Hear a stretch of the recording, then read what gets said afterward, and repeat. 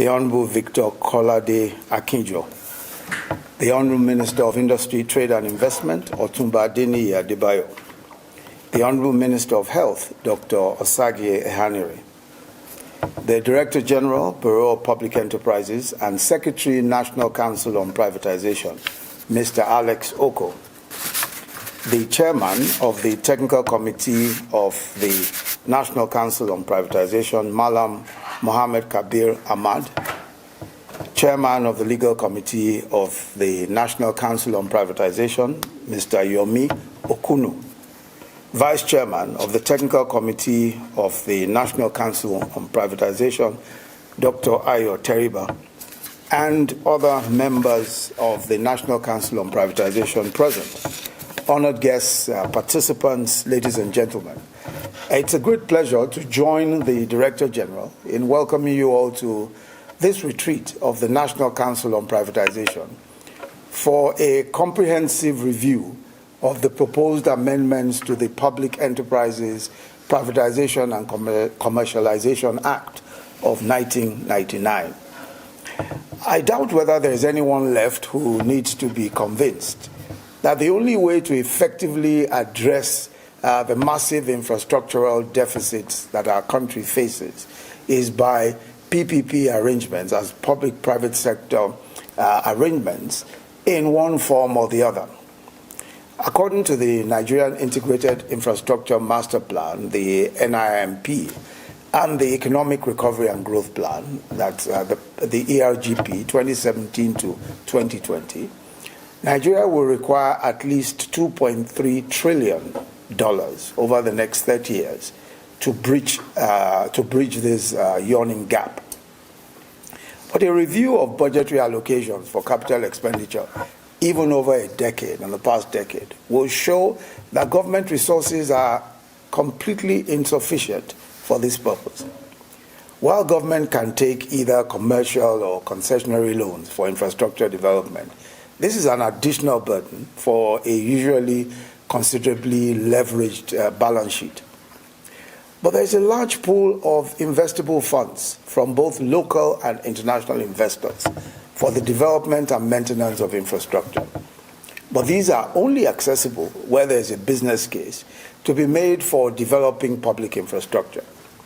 So for both institutional and individual investors, there is far more comfort with lending or with equity participation where a private sector entity partners with the public authority owner of the infrastructure. This way, the public partner can play its natural role of regulator, leaving business to the private sector, regulation and policy, while business is left to the private sector, whose reason for being in any event is business. So for the investor, PPPs present the best of both worlds. However, we may not be able to fully unlock the potentially huge benefits that are afforded by PPPs due to the absence of a comprehensive PPP framework setting out institutional responsibilities which would provide investors with the necessary comfort to commit capital to infrastructure development. In particular, the ambiguity in the roles of the Infrastructure Concession Regulatory Commission, the ICRC, and the Bureau of Public Enterprises, as well as other key stakeholders. This has been a source of concern for investors. What exactly is the role of the ICRC? What exactly is the role of the BPE? This has now been addressed by a policy pronouncement in the form of a circular. This is circular number SGF 50/S 37/11/749. And this is a circular that was issued on the 14th of September 2020. The circular provides the much-needed clarity on the institutional roles played by agencies to be played by agencies of the federal government of Nigeria for PPP purposes. Now, in the light of that circular, the federal government has directed that the Bureau shall be responsible for the concession of public enterprises and infrastructure already listed in the first and second schedules of the Public Enterprises Privatization and Commercialization Act. The Bureau is also to act on behalf of government as the counterparty on all infrastructure projects being developed on a PPP basis.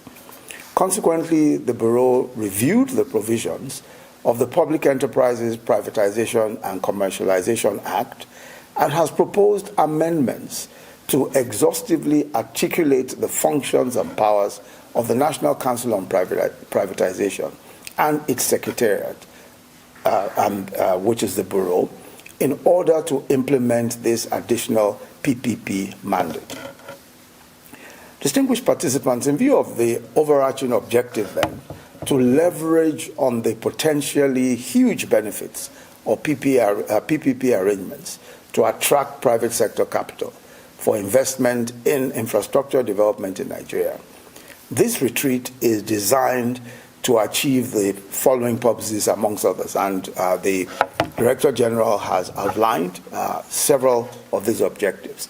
But one is to enable members of Council to understand and appreciate the need for the proposed amendments to the Public Enterprises Privatization and Commercialization Act. Two is to provide members with an opportunity to develop an appropriate strategy for stakeholder engagement and support the facilitation of the amendment of the Act and the implementation of the federal government's PPP mandate. So these are the broad objectives of this stakeholders meeting. And I'm positive that this forum will benefit considerably from your vast knowledge and experience. I'd like to urge you all to participate fully in the discussions. And it's now my very special pleasure to formally declare this retreat open. God bless the Federal Republic of Nigeria.